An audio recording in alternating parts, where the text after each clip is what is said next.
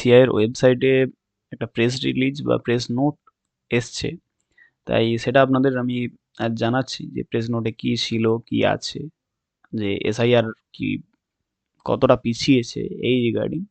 তো চলে আসছি আমরা ইসিআই এর ওয়েবসাইট পেজে, আপনারাও দেখতে পারবেন এই ওয়েবসাইট থেকে eci.gov.in থেকে নিচে আমি যদি চলে যাই এখানে দেখতে পাবো প্রেস রিলিজ। প্রেস রিলিজে দেখুন একটা প্রেস রিলিজটা হয়েছে যদিও 12:52 সময়। Election commission of India revise the schedule for special intensive revision of electoral roll by extending the date by 1 week, মানে 1 সপ্তাহের জন্য আমাদের ডেটটা বেড়েছে। তো আমি চলে আসছি, তো পিডিএফটা খুলে নিয়েছি, আপনারা দেখতে পাচ্ছেন পিডিএফটা। তো আমরা 1/1 যে পিডিএফে কি আছে সেটা ডিটেলস আলোচনা করব। তো ভিডিওটা সঙ্গে থাকুন, তাহলে বুঝতে পারবেন যে অ্যাকচুয়ালি কি হয়েছে, কেন বাড়ানো হয়েছে, সেই কারণে পুরো ডিটেলসটা আলোচনা করছি। তো সাইডের অপশনটা আমি বন্ধ করে দিলাম। আচ্ছা দেখুন, এখানে দেখুন ইলেকশন কমিশন অফ ইন্ডিয়া একটা প্রেস নোট করেছে। প্রেস নোটটায় কি আছে? Election commission of India revise the schedule of special intensive revision of electoral roll by extending the dates by 1 week, এক সপ্তাহের জন্য যেটা এসআইআর চলছিল তাকে বাড়ানো হয়েছে। ক্যান্সেল বা কোনো এতই কিছু হয়নি, অনেক মিডিয়া দেখাচ্ছে হয়তো যে ক্যান্সেল হবে নাকি, না কিছুই হয়নি, ডেটটা 1 সপ্তাহ বেড়েছে। তো সেই সাপেক্ষে অন্যান্য যে ডেটগুলো আছে সমস্ত ডেটগুলো নিয়ে আমরা আলোচনা করব, সেগুলোও বেড়েছে। তো চলে আসছি যে কী কী ডেট বেড়েছে। আগে বলি, আমাদের যে এসআইআরটা চলছে সেটা কোয়ালিফাইং ডেটটা যেটা আছে, কোয়ালিফাইং ডেট হচ্ছে 1/1/2026। তো আপনারা যেটা দেখতে পাচ্ছেন কোয়ালিফাইং ডেট সেটা হচ্ছে এই 1/1/2026, ঠিক আছে। এবারে চলে আসছি আমরা, এটা এখন বর্তমানে 12টা, আপনারা সকলেই জানেন যে এটা 12টা স্টেটে চলছে, 12টা স্টেটে চলছে। তো সেটা কীভাবে ডেটটা আছে সেটা আমি আসছি। দেখুন এখানে এনুমারেশন ফেজ, আপনারা যেটা জানেন যে এনুমারেশন ফেজ যেটা শেষ হওয়ার কথা ছিল 9 তারিখ পর্যন্ত বা 4 তারিখ পর্যন্ত, 4 তারিখ পর্যন্ত এনুমারেশন পিরিয়ডটা ছিল এবং 9 তারিখ ছিল আমাদের ড্রাফট পাবলিকেশন। সেখানে ডেটটা বেড়ে হয়েছে 4 তারিখের জায়গায় এনুমারেশন ফেজ, যে আপনারা ফর্ম ফিল আপটা করেছিলেন 4 তারিখ পর্যন্ত, সেটা 11 তারিখ পর্যন্ত বাড়ানো হয়েছে। 11 তারিখ পর্যন্ত আপনারা ফর্ম ফিল আপ করতে পারবেন, সেটা পাবলিকও করতে পারবে, বিএলওরাও তাদের অ্যাপসে করতে পারবে। এরপর চলে আসছি র্যাশনালাইজেশন, যেটা কিন্তু সাধারণ মানে পাবলিকের জন্য নয় অ্যাকচুয়ালি কাজটা, এটা ইলেকশন দপ্তরের কাজ। বিভিন্ন ব্লক বা ডিস্ট্রিক্ট বা হায়ার অফিসিয়ালসদের ইয়ারোদের নেতৃত্বে পুরো যে র্যাশনালাইজেশন বা অ্যারেঞ্জমেন্ট অফ পোলিং স্টেশন, এটা একটু বলি আপনাদের। র্যাশনালাইজেশন ব্যাপারটা হচ্ছে ইলেকশন কমিশনের গাইডলাইন অনুসারে 1200+, এটা মানে অ্যাকচুয়ালি যেই বুথে 1200-র উপরে ভোটার হয়ে যাচ্ছে, 1200+ যদি ইলেক্টার হয়ে যায়, সেই জায়গাটাকে, সেই পোলিং স্টেশনটাকে ভেঙে দুটো করা হবে, মানে নতুন পোলিং স্টেশন তৈরি হবে। সেটাও টাইম লাইন দিয়েছে, কবের মধ্যে করতে বলেছে, যে 11। তার মানে আমার ড্রাফট রোল পাবলিশের সাথে সাথে এনুমারেশন পেজের সাথে সাথেই এটাকে কিন্তু তৈরি করে রাখতে হবে। তাহলে এটা হলো আমার এনুমারেশন ফেজ, আমি ডিক্লেয়ার করে মানে ডিটেলসটা বলে দিলাম আপনাদের। নেক্সট আসছি যে আপলোড কন্ট্রোল টেবিল, এইখানে বলে দিই, এরা হয়তো অনেকেই জানেন না যে অ্যাকচুয়ালি এটা কি। আপলোড কন্ট্রোল টেবিলটা অ্যাকচুয়ালি হচ্ছে আপনার এই যে র্যাশনালাইজেশন হলো, র্যাশনালাইজেশন মানে এখানে বলে দিই, র্যাশনালাইজেশন মানে 1200+ ভোটার যেই বুথে আছে সেই বুথগুলো ভেঙে যাবে। ফলে সাপোজ ধরুন একটা বুথ ছিল, এ বুথ একটা ছিল, এটা ভেঙে ধরুন আমি দুটো ভাগ হচ্ছে, একটা হচ্ছে A1 আর একটা হচ্ছে A2, এই দুটো হবে। এইখানে আগে তো এ ছিল, এতে সাপোজ ভোটার ছিল 1300, সেইটা এবারে হয়তো আপনার 800, আর ধরুন সাপোজ A1-এ চলে যাচ্ছে 800 আর A2-তে যাচ্ছে 500, এইভাবে ভাঙা হচ্ছে। সেইটা এবারে ভাঙাটা হবে কিভাবে, আপনার সিরিয়াল নাম্বারের ভিত্তিতে। এই সিরিয়াল নাম্বারের ভিত্তিতে ভাঙাটা হবে। মানে ইলেক্টরদের সিরিয়াল নাম্বারের ভিত্তিতে এখানে কে যাবে, এখানে কে যাবে। এখানে মানে একটা গাইডলাইন আছে, এশিয়ার গাইডলাইন, যে এমনভাবে ভাঙা হবে কোনো ফ্যামিলি যেন না ভেঙে যায়। তাহলে এবং ভাঙার জন্য কোনো একটা বেরিয়ার দেখতে হবে, যেখানে হচ্ছে হয় রাস্তার এ সাইড ও সাইড হতে পারে, নদীর এ সাইড ও সাইড হতে পারে, বা কোনো একটা মানে বেরিয়ার তৈরি করা যাবে যার মাধ্যমে এটাকে ডিমার্কেটেশন করা যাবে। তাহলে আমার এটা হচ্ছে রেশনালাইজেশন। এইবারে এই রেশনালাইজেশনটা হয়ে গেলে আমরা কি করব, সেটাকে as a control table preparation আকারে তৈরি করব। কন্ট্রোল টেবিল কারেকশন বলতে আপডেট কন্ট্রোল টেবিল, এই যে নতুন পোলিং স্টেশনগুলো হলো সেইটা টাইম দিয়েছে তাকে তৈরি করতে হবে কবে, সেটা টাইম দিয়েছে 12 to 15 তারিখের মধ্যে এই কন্ট্রোল টেবিল কারেকশন করে নিতে হবে, যাতে নতুন পোলিং স্টেশনের নাম কি হবে সমস্ত কিছু ডিটেলস কিন্তু আমাদের তৈরি করে নিতে হবে এই সময়, এবং ইয়ারও নেটে সেগুলোকে রিফ্লেক্টও করিয়ে দিতে হবে। ঠিক আছে, এরপর এগুলো সব কিছু হয়ে যাওয়ার পর সাপোজ ধরুন কোথাও যদি 162টা পোলিং স্টেশন থাকে, সে যদি 30টা পোলিং স্টেশন 1200 প্লাস হয়, তাহলে 30টা পোলিং স্টেশন আরও বেড়ে বর্তমানে কিন্তু সে দাঁড়িয়ে যাবে 192টা পোলিং স্টেশনে। ক্লিয়ার?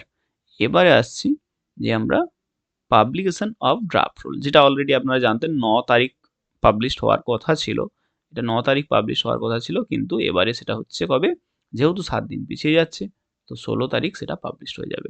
ড্রাফট রুল মানেই বলে দিই, যারা এনুমারেশন ফর্ম জমা দিয়েছেন, এখানে বারবার বলে রাখি আপনাদের ক্লিয়ার করার জন্য, যে যারাই এনুমারেশন ফর্ম দিয়েছে সেখানে কিন্তু স্ক্রুটনি ছাড়া ফর্ম জমা দিলেই তার নামটা কিন্তু ড্রাফট রোলে আসবে।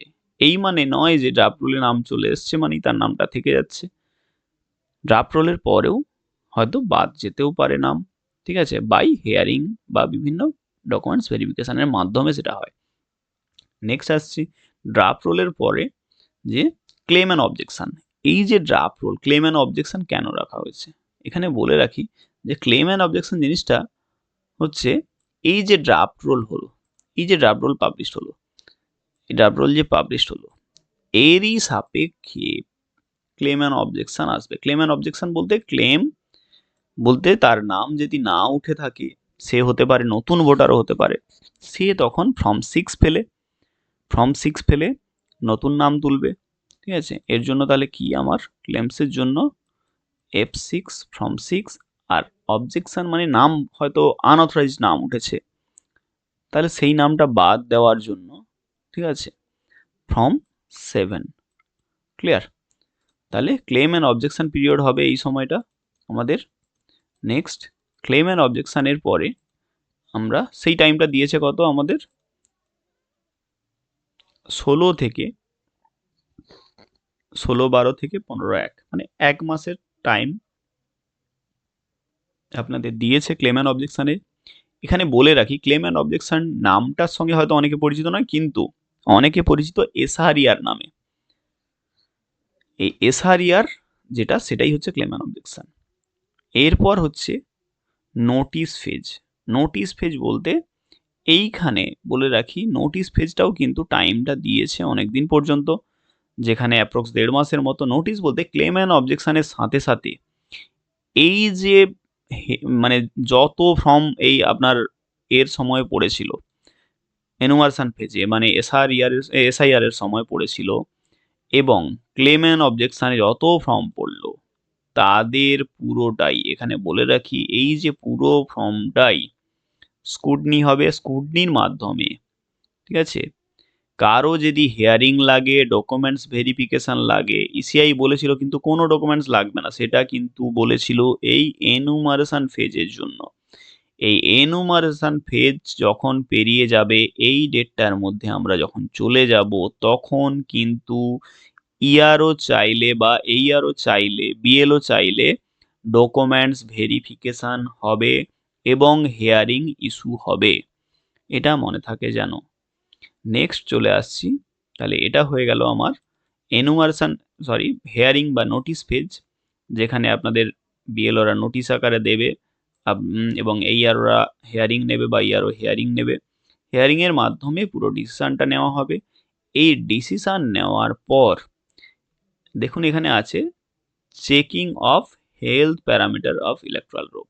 এখানে বলে দিই হেলথ প্যারামিটার জিনিসটা হয়তো অনেকে এই ল্যাঙ্গুয়েজটার সঙ্গে পরিচিত নয়, তবে বলে দিই হেলথ প্যারামিটার বলতে ইলেকট্রাল রোলের হেলথ প্যারামিটার সাধারণত দুটো জিনিসকে বলা হয়। এক হচ্ছে ইপি রেশিও, একটা হচ্ছে ইপি রেশিও, আর একটা হচ্ছে জেন্ডার রেশিও। ঠিক আছে, জেন্ডার রেশিও। তাহলে এই ইপি রেশিও আর জেন্ডার রেশিওটা কি আমি বলি। ইপি রেশিও বলতে ইলেকট্রাল পপুলেশন রেশিও, মানে পপুলেশনের ভিত্তিতে ইলেক্টর কত হয় সেইটার রেশিও। আর জেন্ডার রেশিও বলতে ইলেকট্রাল রোলে ছেলে মেয়ের অনুপাতটা কি আছে সেটা হচ্ছে জেন্ডার রেশিও। এইটা চেক করা হয় সাধারণত, বলে রাখি ইপি রেশিও সাধারণত হয় 0.69 টু 0.71। এটা হচ্ছে একটা হেলথ প্যারামিটার ঠিকঠাক। এখানে আপনারা হয়তো বুঝতে পারছেন যে 0.69 to 0.71 মানে কি। এখানে বলে রাখি যে 100 জন যদি পপুলেশন হয়, মানে লোক সংখ্যা 100 জন হয়, তার মধ্যে ইলেক্টার হবে মানে ভোটার হবে মানে 18+ হবে 69 to 71 পর্যন্ত হবে। এটা হচ্ছে পারফেক্ট হেলথ প্যারামিটার। এর থেকে বেশি হয়ে গেলে তার মানে সেখানে বুঝতে হবে যে বেশি হয়ে গেছে মানে বেশি ডেথ বা কিছু রয়ে গেছে যাদেরকে বা শিফটেড তারা রয়ে গেছে বলেই এখানে কিন্তু ইলেক্টরের সংখ্যা বেশি হচ্ছে। আবার এর থেকে কম হয়ে গেলে বুঝতে হবে যে অনেক 18+ আছে যাদের নামটা ওঠেনি। ক্লিয়ার? আর জেন্ডার রেশিও বলতে বলি যে ইলেকট্রাল রোলে ছেলে মেয়ের অনুপাতটা এভারেজ সাধারণত দেখবেন আমাদের ওয়েস্ট বেঙ্গলে যদি দেখা হয় এভারেজ প্রায় 995 হয় এটা। এবারে বিভিন্ন জেলা ভিত্তিক পশ্চিম মেদিনীপুর বা পূর্ব মেদিনীপুর এদের যদি দেখা হয় দেখবেন 998 এরকম আছে। এখানে 995 মানে কি একটু বলে দিই। 995 মানে এটা হচ্ছে ফিমেলকে অ্যাকচুয়ালি বোঝায়, যে 1000 জন মেলের সাপেক্ষে ফিমেল আছে কত। ক্লিয়ার? যদি 1000 জন ইলেক্টর হয় মেল তাহলে ফিমেল হচ্ছে 995। এটা হচ্ছে এভারেজ একটা রেশিও। এইটা হচ্ছে হেলথ প্যারামিটার, এটা চেক করা হয়। এর বাইরে কিছু হলে তখন কিন্তু রোল অবজারভার চেক করতে পারে, ইয়ারও চেক করতে পারে যে কোথাও কোনো প্রবলেম হয়েছে কিনা। ঠিক আছে, এইটা হচ্ছে হেলথ প্যারামিটার। এই সমস্ত কিছু চেক হয়ে যাওয়ার পর চলে আসবো আমরা কিন্তু রোল, ফাইনাল রোল, যেটা আলটিমেট আপনার পরের ভোটের জন্য লাগবে। ঠিক আছে, সেই ফাইনাল রোল পাবলিশ হবে কবে, যেটা আগে কথা ছিল 7ই ফেব্রুয়ারি, সেটা 7 দিন যেহেতু পিছিয়েছে তাই 14 তারিখ। মোদ্দা কথা এখানে একটু জেনে রাখবেন আপনারা, এই যে রোলটা পাবলিশ হচ্ছে এইটা হবে কিন্তু ফাইনাল রোল। তার মানে মোদ্দা কথা এখন যে আমরা এসআইআর এ ফর্ম জমা দিচ্ছি, এনুমারেশন ফেজেও অনেকে ফর্ম যার নাম আছে মানেই যে আমার নাম উঠে গেল এটা নয়, কিন্তু ফাইনাল রোলে যার নাম আসবে সেটাই কিন্তু ফাইনাল হবে, তারাই পরের ভোটের জন্য এলিজিবল। ক্লিয়ার? তো আজকে এই শর্ট নোটিশটা ছিল আপনাদের আমি ডিসকাস করলাম আপনাদের সামনে, আশা করি ভালো লাগবে। যদি ভালো লাগে অবশ্যই চ্যানেলটাকে সাবস্ক্রাইব করো, ভিডিওটাকে শেয়ার করো, সকলের জানা উচিত, কারণ এই জিনিসটা সকলে জানলে সকলের ক্ষেত্রে বুঝতে সুবিধা হবে যে জিনিসটা কিভাবে ইলেকশন কমিশন হ্যান্ডেল করে এবং কি কি দেখে। তো থ্যাংক ইউ।